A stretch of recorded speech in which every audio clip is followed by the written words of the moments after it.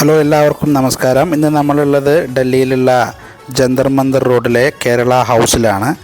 അപ്പോൾ എല്ലാവർക്കും അറിയാം, കേരള ഹൗസ് എന്ന് പറയുന്നത് മറുനാടൻ മലയാളികളെ സംബന്ധിച്ചിടത്തോളം നമ്മളുടെ ഓരോരുത്തരുടെയും വീട് പോലെയാണ്. കാരണം നമ്മുടെ ആളുകൾ, നമ്മുടെ ഭക്ഷണം, ഇതെല്ലാം തന്നെ നമ്മൾ ഒരുമിച്ച് വരുന്നു, സംസാരിക്കുന്നു. അങ്ങനെ നമ്മളുടെ ഒരു ഗൃഹാതുരത്വം ഉള്ള ഒരു വേദിയായിട്ട് തന്നെയാണ് നമുക്ക് കേരള ഹൗസ് നമുക്ക് അനുഭവപ്പെടാറുള്ളത്.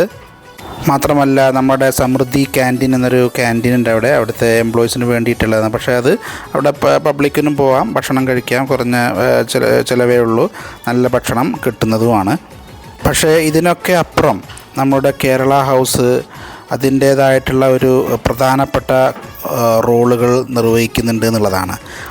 അതിലേക്ക് നമ്മളൊരു എത്തിനോട്ടം നടത്തേണ്ടതുണ്ട്. കാരണം നമ്മൾ ഭക്ഷണം കഴിക്കുന്നു, പോരുന്നു എന്നൊക്കെ അപ്പുറമായിട്ട് കേരള ഹൗസിന് വളരെ പ്രധാനപ്പെട്ട ഒരു റോളുകൾ ഉണ്ട് എന്നുള്ളതാണ്. അതിലൊന്ന് എന്ന് പറയുന്നത് നമ്മുടെ കേന്ദ്ര ഗവൺമെൻറ്റിൻ്റെ പദ്ധതികൾ 300-400 പദ്ധതികളുണ്ട്. ആ പദ്ധതികളെല്ലാം തന്നെ പൊതുജനങ്ങൾക്ക് വേണ്ടിയിട്ടുള്ളതാണ്.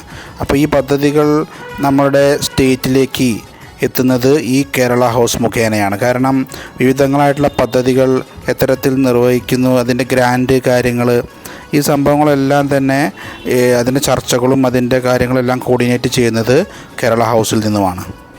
അപ്പോൾ അതിൻ്റെ പൂർണ്ണ വിവരങ്ങൾ നമ്മൾ ചാനലിൽ കൊടുക്കുന്നുണ്ട്. എല്ലാവരും നമ്മുടെ ചാനൽ സബ്സ്ക്രൈബ് ചെയ്യണം എന്ന് വിനയപൂർവ്വം അഭ്യർത്ഥിക്കുന്നു.